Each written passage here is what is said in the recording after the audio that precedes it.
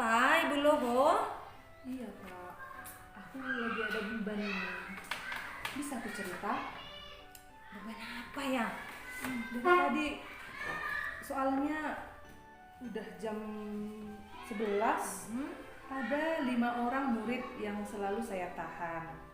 Sampai orang tuanya nelfon, "Bu, kenapa anak saya lama pulang, Bu?" Ya itu masalahnya, Bu, karena dia belum bisa baca. Oh gitu. Jadi Yang pusing Ibu lah saya. harapkan setelah kita bercerita ini apa? Gini, maunya kan saya cerita dulu masalah saya, nanti ibu lihat bagaimana yang saya lakukan itu udah pas apa belum. Terus masalah saya itu ada nggak ya kira-kira caranya supaya bisa teratasi atau solusinya bagaimana. Saya mau minta nanti pendapat ibu bagaimana lah, apakah yang saya buat itu salah atau kurang pas begitu, Bu. Jadi membutuhkan saran. Iya, gitu ya. saran Supaya punya cara.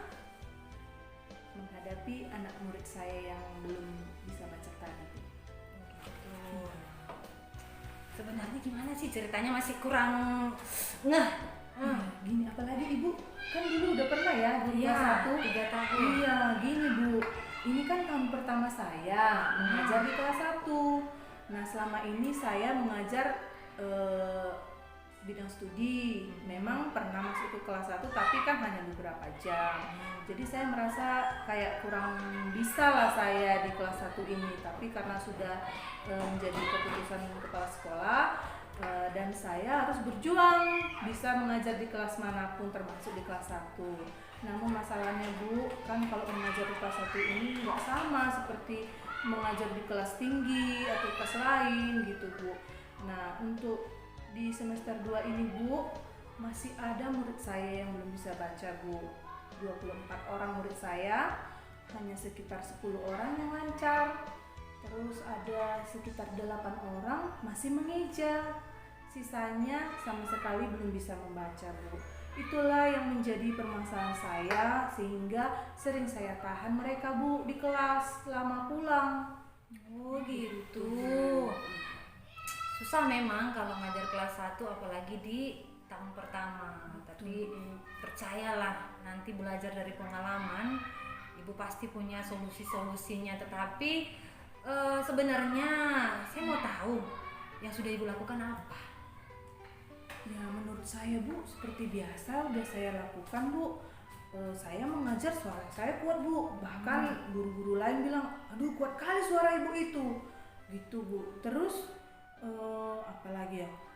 Media saya buat Bu, media. Ya bagaimana lah supaya menarik minat siswa ini belajar. Saya bikin media saya.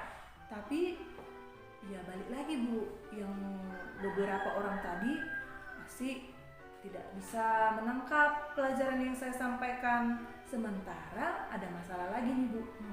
Yang pintar tadi, temannya yang lancar baca tadi Bu, jadi malah ribut. Tidak lagi tercipta suasana yang enak lah di kelas itu. Jadi saya pun merasa pusing kadang-kadang Bu. Yang satu mau diajarin, yang di sini sudah pintar tapi jadinya ribut. Saya bingung kadang-kadang Bu, mau bikin apa ya untuk anak yang ribut ini. Sementara saya butuh, saya masih memberikan perhatian sama temannya yang kurang tadi Bu. Media apa yang sudah Ibu buat? Selama ini saya membuat media gambar. Saya tempelkanlah gambar di papan tulis. Pertama-pertama memang mereka semangat untuk memperhatikan, semangat. Terus yang sudah pintar ini, gampang itu Bu, langsunglah dia menulis, langsung dia membaca karena sudah tahu. Terus yang menjadi masalah nanti yang ini, yang belum bisa baca tadi, dia hanya lihat gambar. Oh begitu gambarnya misalnya kan Bu. Terus saya tanya, ayo maju ke depan baca nak. Membacalah dia, tadi kan dia berusaha mengingat huruf-huruf yang mau dibaca ini. Tapi teman-temannya tadi sudah ribut Bu. Nah, jadi kuatlah lagi suara saya Bu. Anak-anak diam ya, teman kalian sedang membaca, kalian mendengarkan. Udah saya coba seperti itu Bu, tapi masih tetap terjadi. Ibu sudah cukup kreatif. membuat media. Tapi apakah medianya ini satu untuk semua? Iya Bu, Nah. karena hanya satu saya gambar, saya tempel aja di papan tulis Bu. Makanya teman-teman yang lain jadi pada ribut ya Bu ya. Nah itu, pernahkah ibu melihat siswa yang sukanya justru mendengar? Iya ya. Ada sih memang siswa saya kalau dia mendengar langsung cepat tangkap dia Bu. Tapi begitu saya suruh membaca, dia nggak bisa. Kalau mendengar lalu mengucapkan kembali, dia mantap Bu, bisa. Tapi belum pernah saya coba ya Bu ya. Bagaimana ketika hasil belajar? Hasil belajar ya seperti itulah Bu. Kalau yang bisa membaca itu pastilah langsung cepat, tulisannya rapi, membacanya sudah lancar, baguslah nilainya Bu. Hasil belajar yang belum bisa baca tadi otomatis tulisannya pun Bu payah Bu. Terutama di Calistung ini kan Bu kelas 1, kalau dia belum bisa baca, menulis pun dia kaku masih Bu. Karena dia harus hanya memindahkan huruf demi huruf, nggak langsung satu kata gitu. Waktunya lama, pasti itu Bu. Dalam satu kelas itu kan beraneka ragam kemampuan, beraneka ragam juga gayanya. Nah, Betul itu Bu. bagaimana ibu menyikapi hal ini? Sudahkah ibu membuat media sesuai dengan minatnya, gayanya dia? Gimana kira-kira? Harusnya untuk anak yang mendengar tadi saya siapkan media lain ya Bu ya. Ya, contohnya Apa? Misalnya saya buat aja video misalnya membaca atau bercerita, pasti dia bisa mendengarkan. Oh misalnya huruf-huruf konsonan yang dua bisa saya putar melalui handphone, pakai speaker, dia bisa mendengar langsung ya Bu ya. ya ada lagi untuk yang Iya lain. ya. Selain itu untuk yang pintar ini bisa juga saya buat media gambar melalui kartu. Selesai dia membaca dan menulis, saya minta dia menyusun kartu-kartu untuk melengkapi sebuah kalimat contohnya Bu. Jadi kan lebih panjang waktunya ya Bu. Iya. Jadi kelas akan sibuk dengan Kegiatannya Iya. masing-masing. Apa boleh seperti itu ya Bu ya? Oh yang saya selama ini kurang terpikir kayak gitu Bu. Saya hanya kebanyakan membuang waktu kayaknya Bu, karena hanya sibuk dengan memperhatikan anak yang kurang tadi, jadi terbengkalai lah anak yang pintar tadi. Kadang-kala saya pun merasa bersalah di dalam hati saya Bu. Aduh anakku yang pintar ini kan dia sudah lebih, harusnya bisa juga lebih lagi ya Bu ya. Itulah kadang memang saya kurang lah di situ Bu. Berarti saya harus menciptakan kegiatan yang bisa menambah waktu bagi mereka tapi bermanfaat ya Bu ya. Oh iya Bu. Untunglah saya cerita sama Ibu. itulah enaknya berbagi, karena saya juga pernah jadi guru kelas 1 di Iya. tahun pertama. Memang masih belajar, sulit mengenali karakter yang anak kecil, bocil dengan ya saya dulu kelas 6 diputar ke kelas 1, tapi ibu sudah luar biasa lah. Jadi coba ibu perjelas lagi lah rencana apa yang akan ibu lakukan tadi setelah mengetahui masalahnya, sudah terpikir solusinya. Coba untuk penegasan apa yang akan dilakukan. Gini Bu, saya harus menyiapkan medianya tidak hanya satu. Jangan satu untuk semua kayak yang Ibu bilang tadi.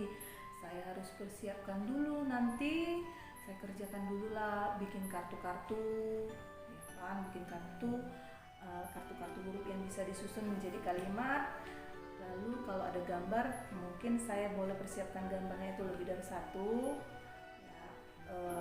Selebihnya mungkin saya persiapkan juga untuk audio. Untuk audio seperti membaca cerita pendek untuk anak-anak yang lebih kemampuannya lebih ke mendengar ya Bu ya. Iya, Bu. Jadi pembelajaran itu sesuai dengan kebutuhannya masing-masing. Betul. Karena tidak mungkin monyet disuruh berenang, ikan disuruh melompat. Nah, kira-kira seperti itu. Dan di kelas kita memiliki kemampuan yang sangat berbeda. Ya, tapi Ibu, saya percayalah kalau Ibu Haloho, saya sudah mengamati guru yang sangat kreatif dan dan harus berani mengambil resiko. Jangan takut ketika kita melakukan sesuatu tentang penilaian orang lain. Oke, ya Bu. Nah, jadi kapan lah rencana Ibu memulai itu semua? Rencana Ibu tadi?